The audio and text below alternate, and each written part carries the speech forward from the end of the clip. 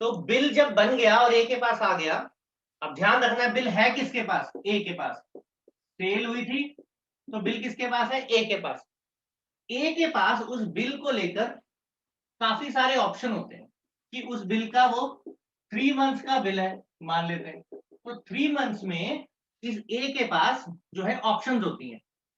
क्या क्या ऑप्शन होती है, पहली ऑप्शन होती है रिटेन विद हिमसेल्फ, अपने पास ही रख लो और मेच्योरिटी पे जाओ बी से पैसे ले लो। दूसरी ऑप्शन होती है डिस्काउंट करवा लो।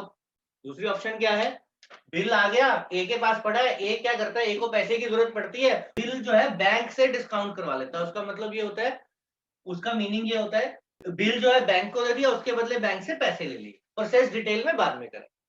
तीसरा होता है किसी थर्ड पर्सन को, सी डी ई, बिल को क्या कर दे, एंडोर्स कर दे। मींस उसको भी आगे, ए को भी तो आगे कईयों की पेमेंट देनी होगी, तो उसमें से किसी बंदे को क्या करेगा, किसी बंदे को क्या करेगा, फर्दर एंडोर्स कर सकता है, इसकी मर्जी है। फिर क्या ऑप्शन हो सकती है इन तीनों के अलावा, he can retire a bill under rebate. तो ये जो है 1 2 3 और 4, ये 4 ऑप्शन हो गई। एक बिल को मेच्योरिटी तक अपने पास रख ले, एक बीच में ही बैंक से डिस्काउंट करवा ले, तीसरा किसी और को एंडोर्स कर दे। ये सारी ही डिटेल में हमने करनी है, अभी हम ओवरव्यू ले रहे हैं। फिर क्या होता है रिटायर अ बिल अंडर रिबेट। अब इसका मीनिंग क्या होता है वो हम जब इसको डिस्कस करेंगे, इस टॉपिक को तो करेंगे, तो उसका फर्दर हम डिटेल करेंगे। लास्ट क्या होता है, बिल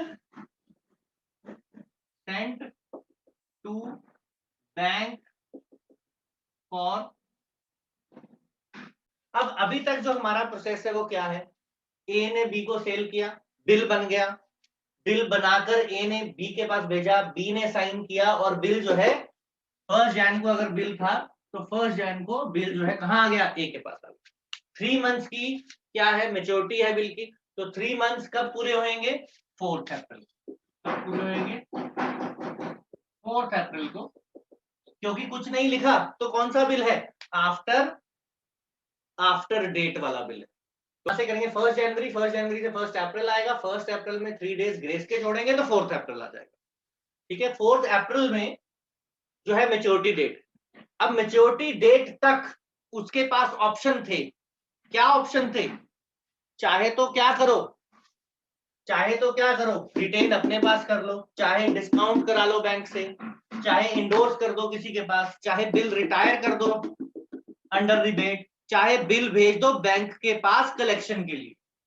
ये पांचों ऑप्शन में से हमने सारे ऑप्शन एक तो एक एक बार करने हैं, मतलब डिस्कस करने हैं। अब ए ने कौन सी ऑप्शन चूज की, उसके अकॉर्डिंग जर्नल एंट्रीज होती हैं उसकी बुक्स में।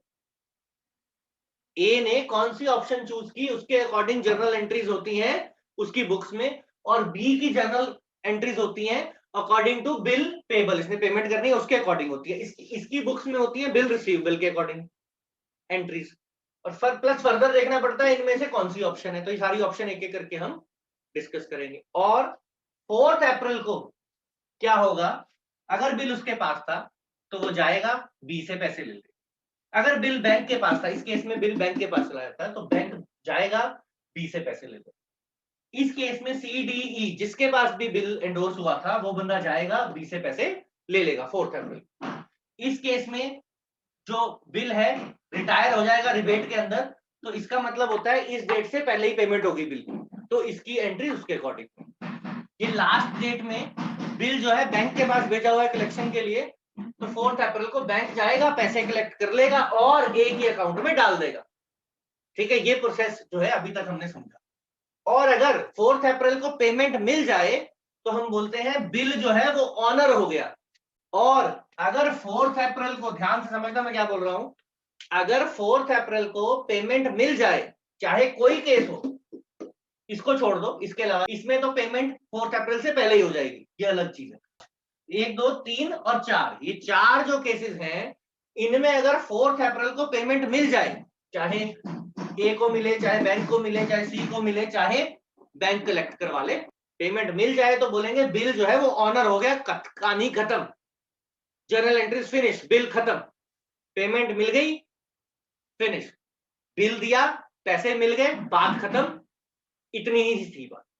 लेकिन अगर 4 अप्रैल को बाई चांस पेमेंट ना मिले, फॉर एनी रीजन, बी मना कर दे पेमेंट करने से, चाहे उसके पास पैसे नहीं है, चाहे वो मिला नहीं हमें, व्हाटसोएवर, अगर बी हमें डिनाई कर दे पेमेंट करने को, इनमें से किसी को भी, 4 में से किसी भी केस में अगर पेमेंट ना हो तो बोलते हैं डिसऑनर ऑफ बिल, और in that case further entries हमें करनी पड़ती हैं।